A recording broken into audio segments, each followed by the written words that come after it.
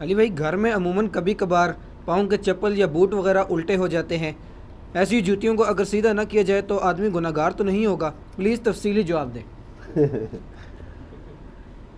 چپل انڈیا پاکستان میں تو فوراً سیدھی کر دینی چاہیے، اسی میں آپ کی عافیت ہے۔ اس کی وجہ ہے کہ ہم ہندوؤں کے ساتھ رہے ہیں، ہمارے اندر کئی توہمات موجود ہیں، یہاں تک کہ ہمارے انڈیا پاکستان بنگلہ دیش میں یہ کلچر ہے کہ اگر کسی کے چھت کی منڈیر پہ کوا بولے تو مہمان آئیں گے، کسی کی جوتی پہ جوتی چڑھ جائے تو اس کا سفر لکھا ہوگا۔ اللہ کا فضل ہو گیا ہے کہ جب سے دعوت تبلیغ کا کام شروع کیا ہے میری تو سفروں سے ہی جان چھوٹ گئی ہے، میری جوتی پہ جوتی چڑھے تب بھی میں سفر نہیں کرتا، کیونکہ میں نے نکلنا ہی نہیں ہوتا۔ جو یہ کہتے ہیں یہ بل سے باہر نہیں نکلتا، تو سر ظاہر ہے کہ ہم پہ تو مکی دور ہے، اس سے بھی پیچھے کا ہے، ہم نے کیوں بل سے باہر نکلنا ہے؟ تو اور یہ سنت بھی ہے، نبی علیہ السلام نے بھی دنیاوی اسباب میں اپنی جان بچانے کے لیے غار ثور کے اندر پناہ اختیار کی تھی نا۔ تو اگر ہم نے دار ارقم میں پناہ اختیار کی ہوئی ہے تو اس پہ آپ کیوں ہمیں بار بار تانا دیتے ہیں؟ ہم بھی سنت پہ عمل کر رہے ہیں۔ اچھا جوتی پہ جوتی چڑھ جائے، سفر لکھا ہوا ہے، کالی بلی راستہ کاٹ دے تو کہتے ہیں نحوست ہے، شیشہ ٹوٹ جائے تو نحوست ہے۔ ہمارے محلے میں تو کئی کالی بلی ہیں، کئی بار راستہ کاٹتی ہیں، لیکن ہماری نحوست آپ لوگوں کے اوپر ہی پڑی ہوئی ہے، ہم پہ تو نہیں پڑی ہوئی۔ یہ میں جوک کے لیے بات کر رہا ہوں، ٹھیک ہے؟ کچھ بھی نہیں ہوتا سر، نفع اور نقصان کا مالک اللہ ہے۔ اللہ تعالیٰ قرآن حکیم میں سورہ بنی اسرائیل میں جو 10 کمانڈمنٹس آئی ہیں نا، ان میں سے 9th کمانڈ یہ ہے وَلَا تَقْفُ مَا لَيْسَ لَكَ بِهِ عِلْم۔ اے انسان کسی چیز کی پیروی اس وقت تک مت کر جب تک کہ تجھے ڈیفینیٹ علم نہ حاصل ہو جائے۔ إِنَّ السَّمْعَ وَالْبَصَرَ وَالْفُؤَادَ كُلُّ أُولَٰئِكَ كَانَ عَنْهُ مسئولا۔ بے شک کان، آنکھیں اور عقل، دل ہو یا دماغ، کوئی بھی چیز، اس کے بارے میں تم سے پوچھا جائے گا۔ تم نے ان 3 انسٹرومنٹس کو یوز کر کے سچائی تک پہنچنے کی کوشش کیوں نہیں کی؟ اسلام کہتا ہے جس کے پیچھے علم نہ ہو وہ توہمات ہے۔ یہ ایک توہم پرستی ہے کہ جی ایک گائے ہے، اس نے ایک سینگ کے اوپر زمین اٹھائی ہوئی ہے، جب تھک جاتی ہے دوسری پہ اٹھاتی ہے تو زلزلہ آتا ہے۔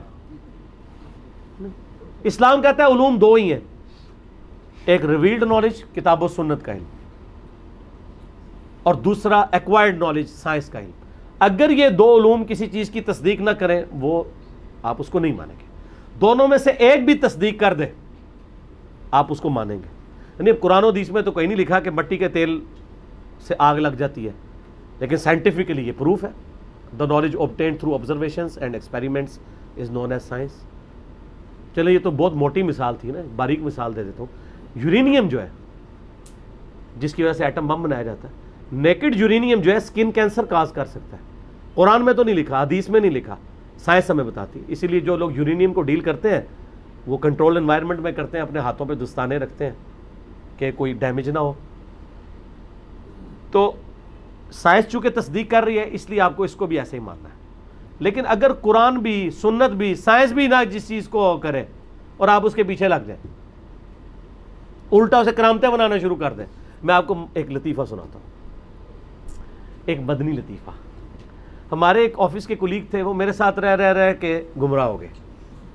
جیسے ہی وہ گمراہ ہوئے، یعنی مراد یہ ان کو سمجھ آئی تو ان کے عقل کے دریچے بھی کھل گئے۔ وہ مجھے ایک دن آگے بتانے لگے، مجھے کہنے لگے کہ یار وہ ہمارے محلے میں نا ایک، اور یہ میں بات کر رہا ہوں راولپنڈی کی، راولپنڈی میں چوڑ چوک کے پاس ایک مصریال روڈ ہے، اس روڈ پہ آپ آگے جائیں تو ایک پلی آتی ہے نالے کی، اس کے پاس ہی آگے کر کے ایک ویگنوں کا اڈا تھا، یہ وہ جو چھوٹی سوزوکی ہیں نا، صابن دانیاں جن کو ہم کہتے ہیں سوزوکی ہیں، ان کا۔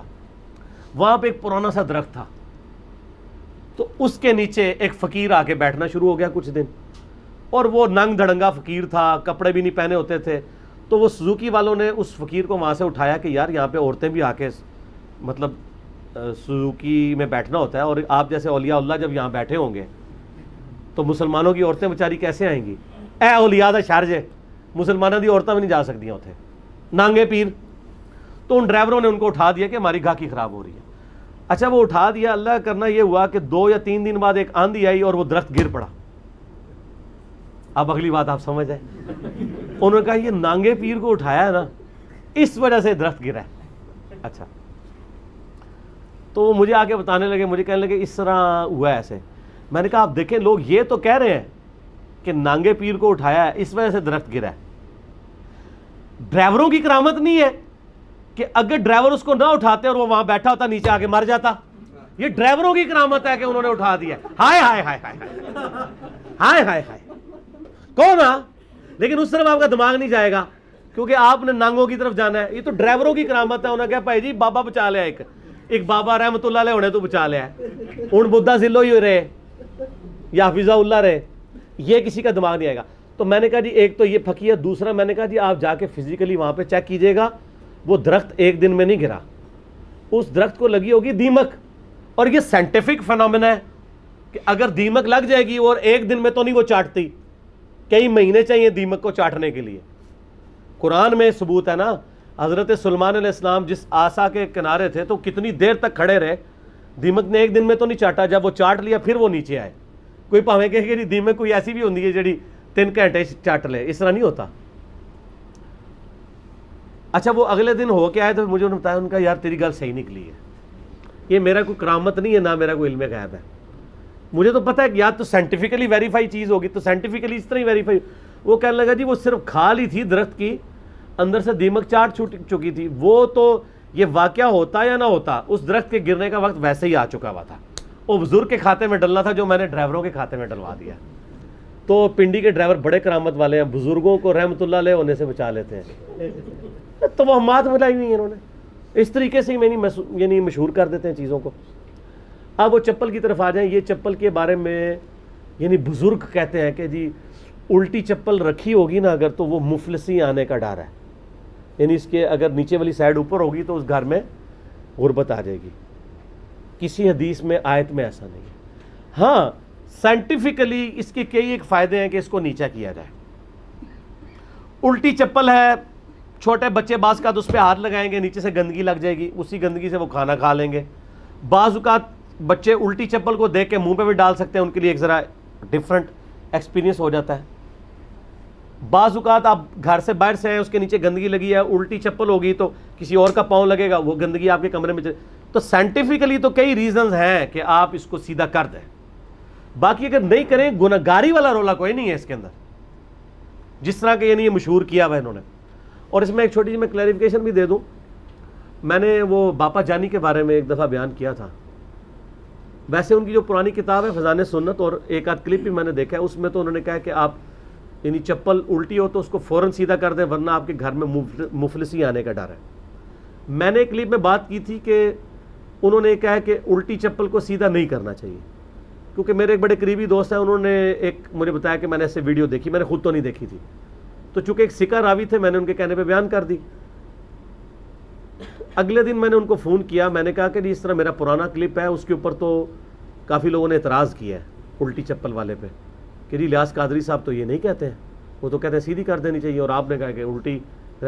تو میں نے کہا آپ نے مجھے کلپ دکھایا تھا, وہ کہتے ہیں میرا پرانے والا موبائل تو گم گیا ہے تو مجھے یاد بھی نہیں ہے. میں نے کہا جی پھر اس کا حل یہی ہے کہ ہم اس کلپ کو ڈیلیٹ کر دیں. تو پھر میں نے وہ کلپ ڈیلیٹ کروا دیا. یہ بات صحیح ہے کہ ان کا موقف جو ویڈیو میں اس وقت ہم نے اب ہمارے پاس ریکارڈنگ موجود ہے یا ان کی کتاب میں, وہ یہی ہے کہ وہ کہتے ہیں سیدھی کر دینی چاہیے. باقی یہ الٹی کے اندر ایک اندیشہ بعض لوگ احترام والا بھی اس اعتبار سے لے کے آتے ہیں. ذرا اسلام میں ایک اس چیز کی امپورٹنس ہے کہ ہم اللہ کی طرف متوجہ ہونے کے لیے آسمان کی طرف رخ کرتے ہیں. اس کی وجہ سے بعض لوگ اسے ایک مذہبی فریضے کے طور پہ انجام دیتے ہیں کہ جوتی الٹی ہوگی تو اس کا تلوا جو ہے وہ آسمان کی طرف ہو جائے گا. اسلام نے کہیں نہیں کہا کہ اس کی وجہ سے کوئی گناہ گار ہو جائے گا, ایسی کوئی بات نہیں ہے. لیکن اگر کوئی ادبن کرنا چاہتا ہے ضرور کرے, یہ تو بات ٹھیک ہے. بخاری مسلم میں جو یوم النہر کا خطبہ ہے نبی علیہ السلام کا, یا عرفات کے میدان کا خطبہ ہے, اس میں آپ نے آخر میں 3 دفعہ آسمان کی طرف اشارہ کیا اور فرمایا اے اللہ گواہ رہنا, اے اللہ گواہ رہنا, اے اللہ گواہ رہنا. اس طریقے سے قرآن حکیم میں جو تحویل قبلہ کی آیات ہے پارہ نمبر 2 کے آغاز میں, اس میں آتا ہے نا اے نبی آپ کا بار بار آسمان کی طرف چہرہ اٹھانا ہم دیکھ رہے ہیں. تو نبی صلی اللہ علیہ وآلہ وسلم اللہ کی طرف متوجہ ہونے کے لیے آسمان کی طرف نگاہ اٹھایا کرتے تھے.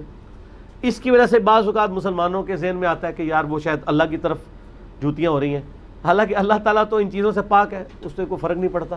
ٹھیک ہے اللہ تعالیٰ اپنے عرش پہ مستوی ہے جیسا کہ اس کی شان کے لائق ہے, وہ تو سر پھر زمین اب گول ہے.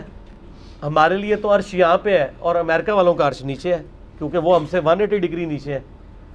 ہم جہاں پہ پاؤں رکھ کے کھڑے ہیں وہاں پہ ان کے پاؤں نیچے سے یوں ہوں گے. ٹھیک ہے, بالکل 180 ڈگری کا فرق ہے مشرق مغرب والوں کے لیے. تو اسی لیے قرآن حکیم میں ہے کہ تم جہاں کہیں بھی رخ کرو اللہ ہی کا چہرہ پاؤ گے جیسا کہ اس کی شان کے لائق ہے. ہم اس میں غلو نہیں کرتے. میں استواء علی العرش کے مسئلے میں میرا جو موقف ہے وہ اس حوالے سے ہے کہ ہم اللہ تعالیٰ کو عرش پہ بھی مانتے ہیں جیسا کہ اس کی شان کے لائق ہے، اور اللہ تعالیٰ ہماری رگ جان سے زیادہ ہمارے قریب ہے جیسا کہ اس کی شان کے لائق ہے۔ اس میں زیادہ باریکیوں میں پڑھنے میں نقصان زیادہ ہوتا ہے، کیونکہ بعض اوقات لوگ مرجیہ کی طرف چلے جاتے ہیں اور بعض اوقات لوگ مجسمہ کی طرف چلے جاتے ہیں، بولے اعوذ باللہ تعالیٰ۔ تو الٹی چپل کو سیدھا کرنے میں ہی آپ کو دین دنیا آخرت کے فائدے ہیں، کیونکہ سائنٹیفکلی بھی اس کے نقصانات ہیں اگر الٹا پڑا رہے گا، اور جو سوشل نقصانات ہیں وہ تو بہت زیادہ ہیں، لوگ گنہگار ہو رہے ہوتے ہیں، یعنی یہ وہ سمجھتے ہیں، اس لیے الٹی چپل کو سیدھا کر دینا چاہیے۔ ٹھیک ہوگا جی؟